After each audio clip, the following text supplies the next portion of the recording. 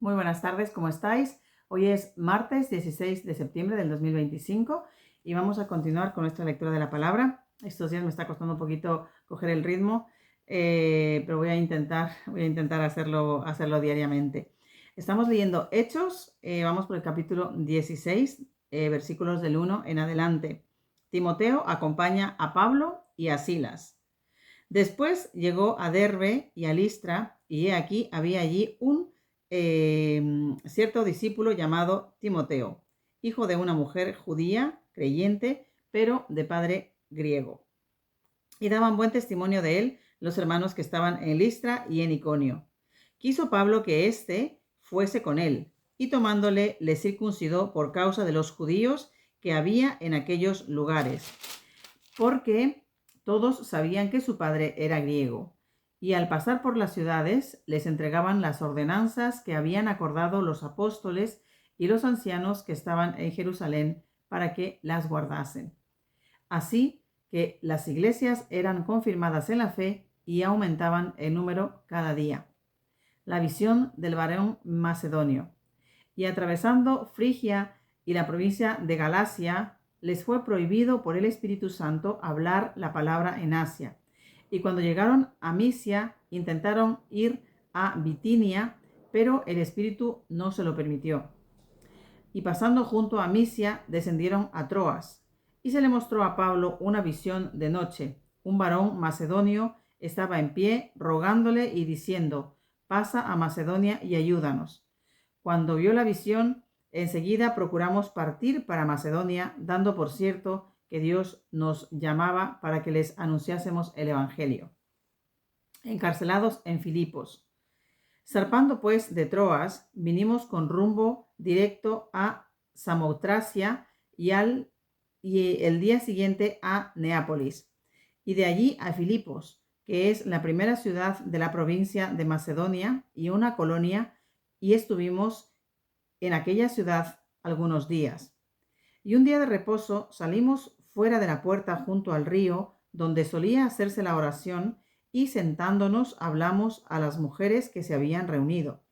Entonces una mujer llamada Lidia, vendedora de púrpura de la ciudad de Tiatira, que adoraba a Dios, estaba oyendo, y el Señor abrió el corazón de ella para que estuviese atenta a lo que Pablo decía. Y cuando fue bautizada y su familia, nos rogó diciendo: si habéis juzgado que yo sea fiel al Señor, entrad en mi casa y posad. Y nos obligó a quedarnos. Aconteció que mientras íbamos a la oración, nos salió al encuentro una muchacha que tenía espíritu de adivinación, la cual daba gran ganancia a sus amos adivinando.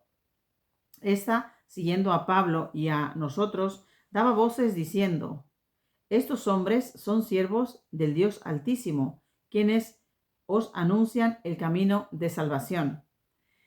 Y esto lo hacía por muchos días, mas desagradando a Pablo, éste se volvió y le dijo: te mando en el nombre de Jesucristo que salgas de ella. Y salió en aquella misma hora. Pero viendo sus amos que había salido la esperanza de su ganancia, prendieron a Pablo y a Silas y los trajeron al foro ante las autoridades. Y presentándoles a los magistrados, dijeron: estos hombres, siendo judíos, alborotan nuestra ciudad y enseñan costumbres que no nos es lícito recibir ni hacer, pues somos romanos. Y se agolpó el pueblo contra ellos, y los magistrados, rasgándoles las ropas, ordenaron azotarles con varas.